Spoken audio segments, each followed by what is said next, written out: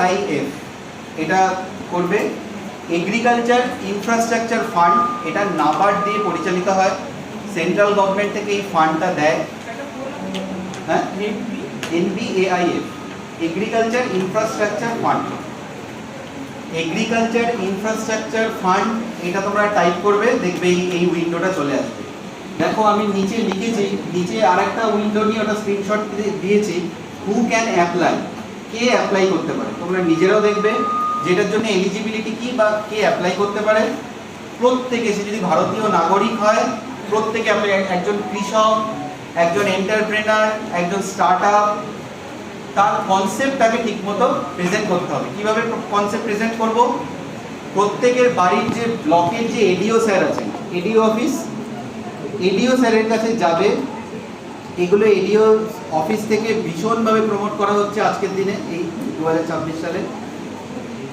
ADO স্যারের কাছে গিয়ে বলবে যে স্যার আমি NBAIF, এবং প্রত্যেকে তোমরা নিজের পরিচয় দেবে যে আমি BCKB স্টুডেন্ট, ইউজি, পিজি বা PhD করছি বা কমপ্লিট করেছি।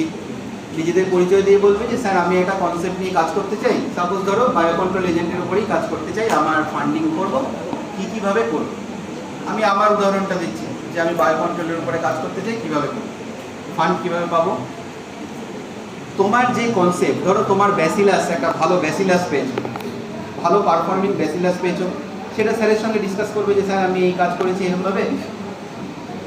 এডিও স্যারই তোমাকে গাইড করবে যে ওই তোমার যে আইডিয়া গভর্নমেন্টের কাছে প্রজেক্ট করার জন্যে তুমি যেভাবে বলছো সেভাবে বললে হবে না।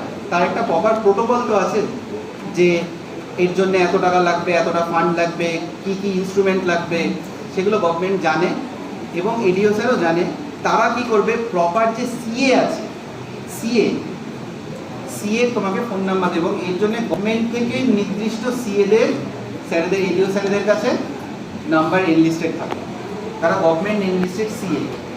সেই সমস্ত সিএ স্যারের সব কাছে যাবে, এবার তার কাছে তুমি তোমার আইডিয়াটা বলবে যে স্যার আমার এই আইডিয়া, আমি এর উপরে একটা প্রজেক্ট করতে চাই। ওইটা লিখে দেওয়ার দায়িত্ব হচ্ছে সেই সিএ। তোমার যেই ব্যাংকে কিছুই না, সেভিংস অ্যাকাউন্ট প্রত্যেকেরই আছে, যেই ব্যাংকে সেভিংস অ্যাকাউন্ট আছে দেখবে ওই ব্যাংকের কাছে প্রপোজালটা যাবে।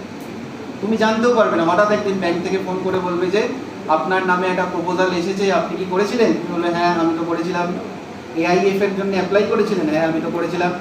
তাহলে একবার ব্যাংকে আসুন, ম্যানেজার সাহেবের ঘরে গিয়ে বসে কথা বলবে যে আপনার কতটা ফান্ড লাগবে, কী লাগবে, এবং এর জন্য কোনো ধরনের কোল্যাটারাল সিকিউরিটি মানে মর্টগেজ, বাড়ির কাগজ, জমির কাগজ, দলিলের কাগজ, এগুলো চাইলে তো আমাদের দেবে না। বাড়ি থেকে চাইলে কি তুমি গিয়ে বাবার কাছে যাবে, বাবা দলিলের কাগজ দাও।